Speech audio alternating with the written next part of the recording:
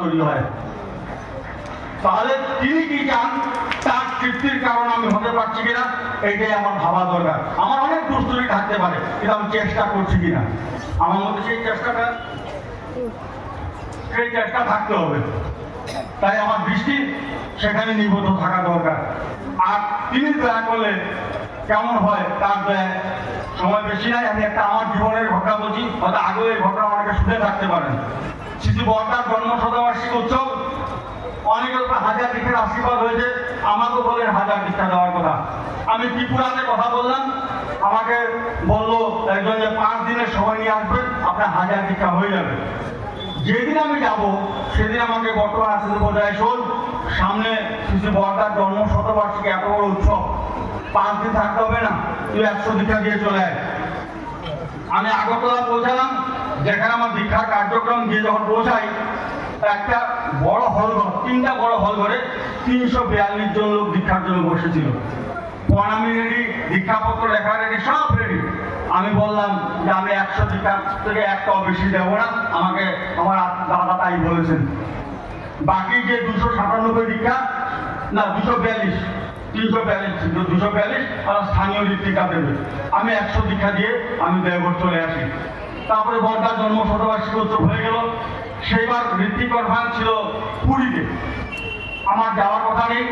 তো সেই উৎসবের 10 দিন আগে পরম পূজ্য দাদা সপরিবারে সিটি থেকে ট্রেনে যাবেন হায়দ্রাবাদ আর কোথায় কোথায় ঘুরে ঘুরে ওনারা পুরী যাবেন। ট্রেন প্ল্যাটফর্মে ঢুকছে, বর্তমান আছে যাওয়ার বলে তোর তো 100 দীক্ষা হয়ে গেছে। আমরা আগে হ্যাঁ দেখ, এখন 9 দিন বাকি আছে, নর্থ বেঙ্গলে চলে যা, 900 দীক্ষা দিয়ে দিবি। ও মা, বলে তো তিনি ট্রেনে উঠে বলেন, আমরা হা করে তাকিয়ে আছি, আমার ত্রিপুরায় রেডি দীক্ষা, তিনি বলে 100 দীক্ষা দিয়ে চলে আয়। আর এখন 9 দিন বাকি কনফার্ম, তিনি বলছেন নর্থ বেঙ্গলে গিয়ে 900 দীক্ষা দে। আর বলে তিনি ট্রেনে উঠেন, ট্রেন চলে গেল। আমি তো জসির থেকে চিন্তা করতে করতে সেই আমার রুমে পৌঁছালাম। আমার সম্বন্ধী বাবুন্দা, অনেকে চেনেন ঠাকুরের কর্মী, তাকে ফোন করলাম, ভাই আর উপায় নেই তো, তুমি রাত্রে বাস ধরে বেরিয়ে আসো। যাই হোক, যথারীতি গিয়ে নর্থ বেঙ্গল পৌঁছালাম। প্রত্যেকদিন দীক্ষার কাজে বেরোচ্ছি, কোনদিন 60 জন, কোনদিন 70 জন এসছে। তো 30 তারিখে আমাকে বর্তমান খবর দিলেন যে তোকে 31 তারিখ রাত্রে 12টা অব্দি টাইম দিলাম, রাত্রে 12টা অব্দি তুই 1000 দীক্ষা পূর্ণ করে রাজুদার কথা বলেন, এই রাজুদাকে ফোন করে জানাবি। তো 30 তারিখ শামুকতলা মন্দিরে তখন ঢুকেছি রাত্রে 2টা বাজে। হিসাব করলাম 135 জন দীক্ষা তখনও বাকি, 1000 হতে, হাতে মাত্র একটা দিন। আমরা ঠিক করলাম 2টা বাজে এখন ঘুমালে আর ঘুম ভাঙবে না, আমরা ঘুমাইনি। ভোর 4টায় আবার বেরিয়ে পড়ছি, কুয়াশা, ভয়ঙ্কর ঠান্ডা। লোকাল কয়েকটা ছেলে বলতো দাদা পাশে 2একটা গ্রাম আছে, গিয়ে যাজন করলে দীক্ষা হতে পারে, চল। তো 4টায় বেরোলাম, যখন যাচ্ছি হঠাৎ রাস্তায় একটা ছেলে গাড়ি সিগন্যাল দিল, গাড়ি দাঁড় করলাম। সে জিজ্ঞাসা করছে কোথায় যাচ্ছেন আপনারা। বললাম যেরকম ঠাকুরের দীক্ষার কাজে বেরিয়েছি। তখন সে বলছে যে আমার বাড়িতে চলুন। তো তার বাড়িতে গেলাম। বাড়িতে যারা ছিল সবাইকে ঘুম থেকে ডেকে তুললো। ওই বাড়িতে প্রথম 15 জনের দীক্ষা হয়। তারপর তারা বললো দাদা আপনারা বসুন, আমরা একটু গ্রামটা ঘুরি। ঠাকুরের এমন দয়া, দুপুর 12টার মধ্যে আমার 100 দীক্ষা পূর্ণ হয়ে গেল, থাকলো 35 জন। বিকাল 5টার সময় আমার একটা জায়গায় প্রোগ্রাম, 50 জন দীক্ষা একদম কনফার্ম। সন্ধ্যা 5:30 6টার সময় যখন গিয়ে পৌঁছালাম, দেখি একটাও দীক্ষা নাই। কি ব্যাপার? ওই ভদ্রলোক বলছে দাদা আজকে আর দীক্ষা হবে না। কেন? গ্রামের একজন বিশিষ্ট লোক মারা গেছে, সবাই এখন শ্মশানে যাবে, আজকে আর দীক্ষা হবে না। আমি তো মাথায় হাত দিয়ে বসে পড়লাম, একদম তীরে এসে তরি ডুবার মতন অবস্থা, 35 জন দীক্ষা বাকি, এখন কি করবো? ঠিক ওই সময় একটা ফোন আসলো আননোন নাম্বার থেকে।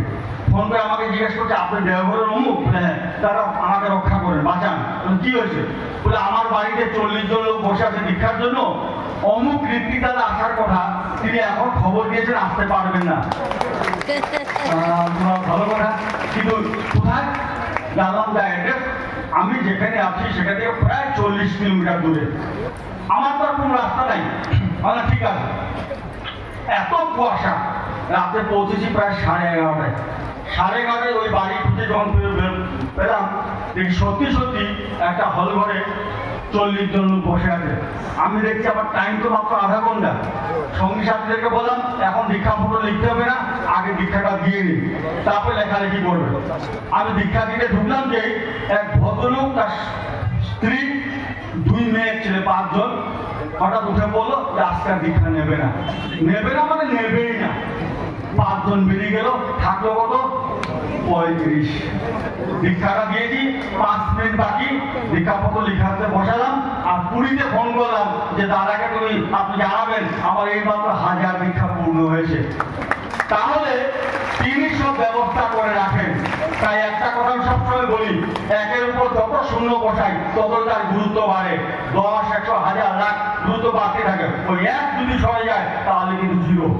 এই যে পবিত্র দাস দেওঘরে যা কাজ করে, আমি যখন ছিলাম না এখানে তখন এই কাজ কেউ করতো, আর যেদিন আমি মরে যাবো থাকবো না সেদিনও এই কাজ আটকাবে না, সেদিনও এই কাজ কেউ না কেউ করবে। তাহলে আমি ঠাকুরের কাছে কৃতজ্ঞ যে ঠাকুর দয়া করে এই সময় এই কাজের জন্য আমাকে মনোনীত করেছেন।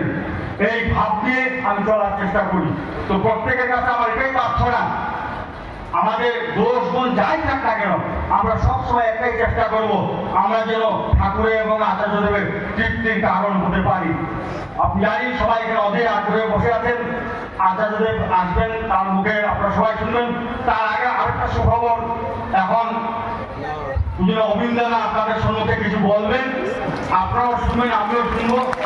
ঠাকুরের আত্মজনের পর থেকে মঙ্গল প্রার্থনা করি, সবাই ভালো থাকবেন।